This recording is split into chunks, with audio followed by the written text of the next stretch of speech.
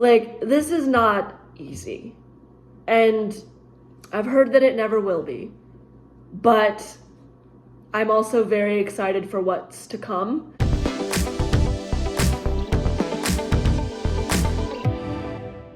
Hey guys, it's Hope. Welcome back to my YouTube channel. I know, I haven't done a video in way too long, like an actual sit down long form video. So here I am back again doing another long form video. And today I just want to take a second and go through the first little bits of the successor journey with you all that I've been going through with Leader. Now I've been giving you little quick updates and little YouTube shorts and stuff like that, but I just want to sit down and really talk about the first leg of the journey. Because at this point, I am in the waiting list. Like, I am fully in the list. I will be called whenever they have a successor guide dog for me. And I don't know when that will be. It could be months. It could be a year. I don't know. And so I just want to kind of talk through what the first phase of this looked like. So I already kind of talked to you guys a little bit about the decision point and the fact that he is 8 years old. He will be 9 in November. He is slowing down. He is aging, and he doesn't want to work as long as he used to. You know, it used to be, we have like a 3-mile loop that we do around our like waterfront waterway. And he doesn't want to do that anymore. We get maybe through like a very little bit of it, like 15 minutes in or so. It usually takes about 45 minutes, and 15 minutes at his pace with slowing down and some breaks here and there, and that's it. He wants to be done. He doesn't want to do any more. I remember literally last week I went to church and I took the bus to church, and then I had a friend drop me off at the grocery store, and then I took the bus home. By the time that we were done in the grocery store and were headed to the bus stop to head home, he was done. He didn't want to do any more. And when we got home, he drank a lot of water and took a nap. So it's just little things like that that I'm just constantly seeing that kind of decrease in his energy and his drive. And he still loves to work. We still work, but you know, he is definitely decreasing his work. Like, literally, I had planned a trip since July for so long. Like, I'd planned a trip for several months later, and I was so excited, but I knew once I made the decision to apply for a successor that Leader couldn't go. And because the trip was going to be to a large city, we were going to be touring different things and walking and having a fun time, and the days were going to be not packed because, you know, we wanted some downtime and stuff like that, but they were going to be a lot. And he has gone on those trips before, but this time I thought that it would be a little bit too much, especially since he really doesn't like to do those kind of long walks anymore. Those don't energize him as much as they used to. And so I opted for a dog sitter. I opted to leave him at my place in good hands and good care, but it was a decision that I had to make. And so I think the biggest thing since July is like rethinking my day. Like rethinking, okay, I took him out this morning for work for a little bit. Do I take him to dinner this evening or not? Which is not really a decision that I've had to make before, because he has always loved to work, is go, go, go. He would work for me and then come home, and after 2 hours or 3 hours of a nap, he'd be like, okay, I'm good again, let's go, you know?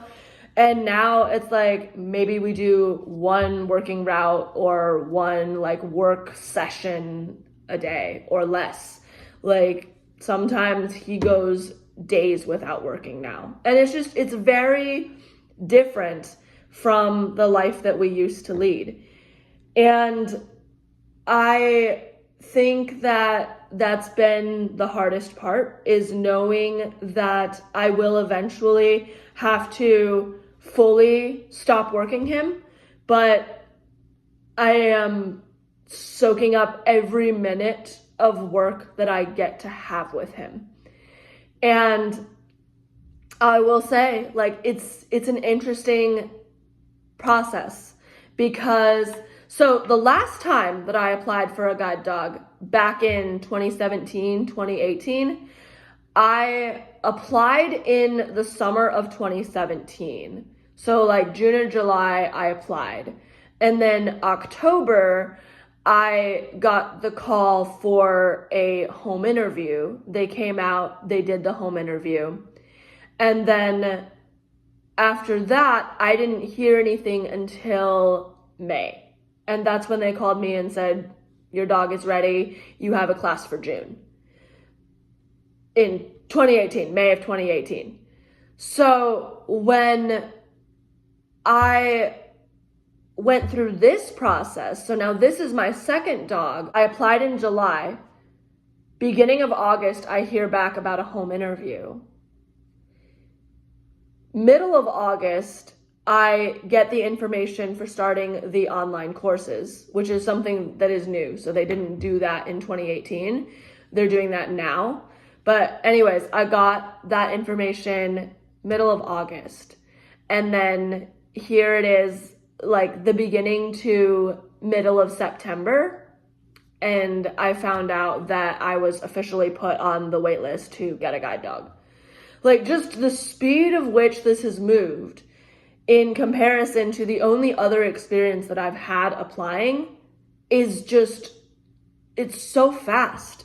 And I didn't expect it to be so fast. Like, I expected to put my application in July and then kind of wait around for a couple months until everything got sorted and they looked through my application, and then I'd hear about the home interview, and then it'd take me a couple more months to get everything squared away with the online courses, and then it would take me a little longer, and like it would just kind of, you know, keep going little bit by little bit by little bit. I'd get stuff done, but like I applied in July and here it is September and I'm officially on the wait list.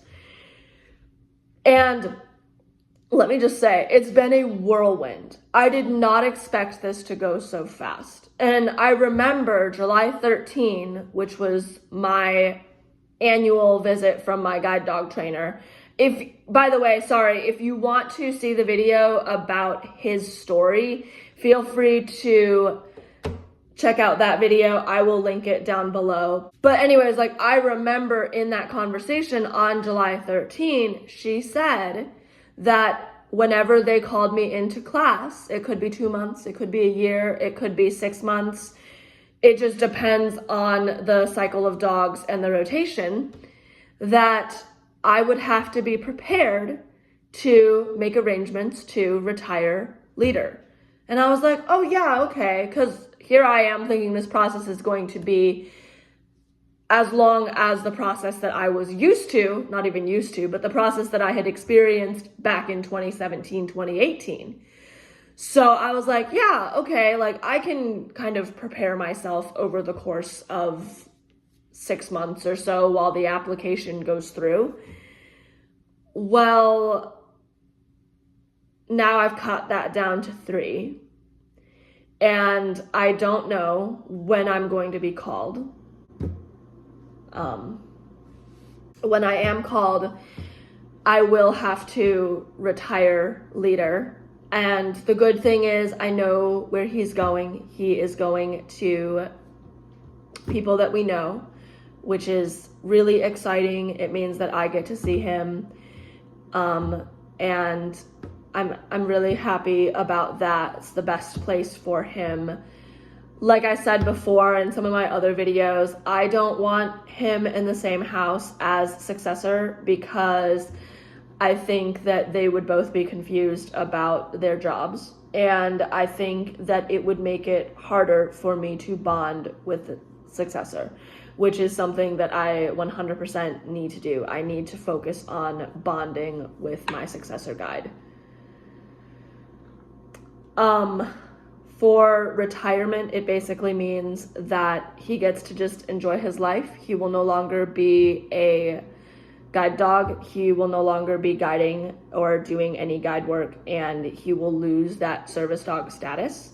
So all the public access stuff, everything like that, he will lose service dog status. So yeah, that's literally where I'm at. You know, like I said, I promise to bring you on the full arc of this journey, and I am trying not to leave out any parts of what I've been going through and the process such as it is. And that includes the middle bits, right? That includes the uncertainty, the I don't know what's going to happen. And so there it is. And I know that video wasn't very structured, but I hope that it helps to kind of name some of those emotions and really walk through kind of that turmoil of the waiting game. Like, I want to work him and I want to enjoy our time together, and I want to really invest and make sure that he is working to the best of his ability and work him as often as I can while respecting his slower pace, needing to rest, and also trying to wrestle with the fact that at any point my life could flip upside down and I could be called into class and have to retire my guide dog. So the other thing that I will say before I wrap up this video is that there are different ways to handle retirement. There are different ways to handle getting a successor. I've heard there are some people who will work their guides up until the day they leave for class, if they can. I've heard of other people who will retire their guide and have their guide live with them while getting a successor. I've heard of people who take a gap where they will retire their guide and not get a successor for a while. There are a lot of different ways to handle the same scenario, the same situation. And for me, what I have decided is best is that when I get the call, that means that I will have 30 days of notice before I am supposed to report to class. And so I will retire him early in that time so that I can have a couple of weeks between dogs where I can shift back to the white cane, where I can kind of grieve and then prepare my heart, my mind for a successor dog to go into class and to bond with a second guide dog. And again, I've heard that the first to the second is the hardest. This is a transition that I've never done before. You know, the first is like really exciting because it's fun and it's new and it's nothing that I've ever done before. But he got me through so much. We've been through so much together. And like, he's guided me through the craziest things. I have amazing stories from him. I can't imagine a more beautiful and perfect match. And I think that that is what is so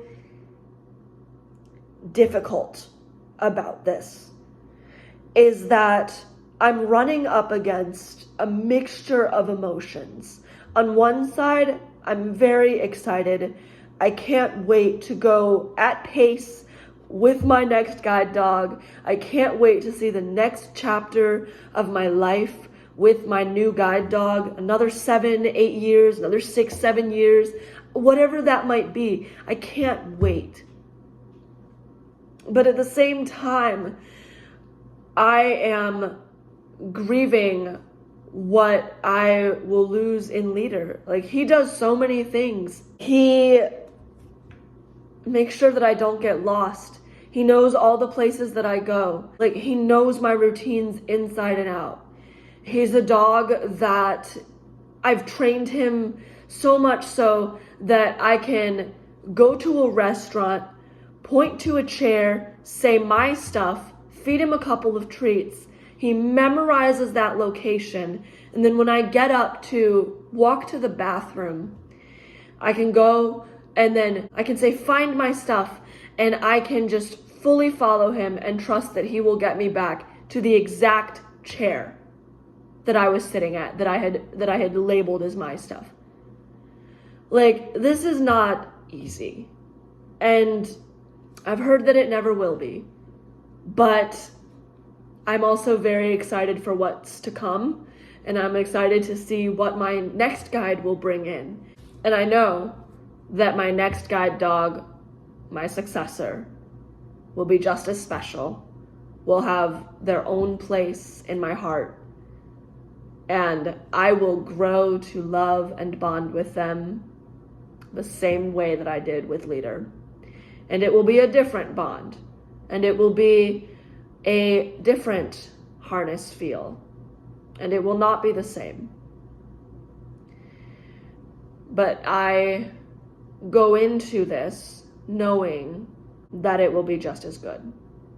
Well, that's the video.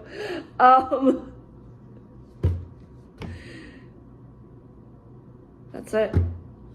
I hope that you guys enjoyed this video. I hope that you learned something.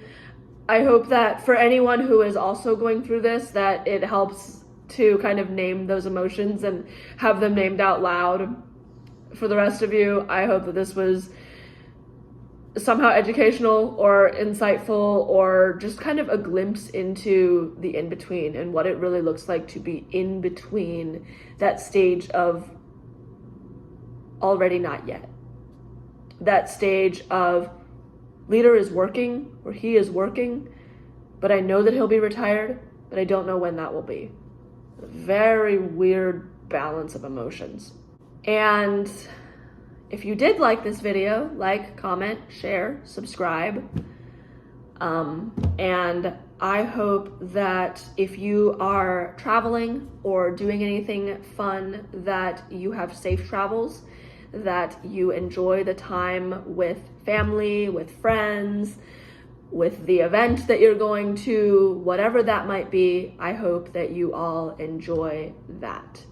And I will see you all in the next video. Until then, have a great day, guys.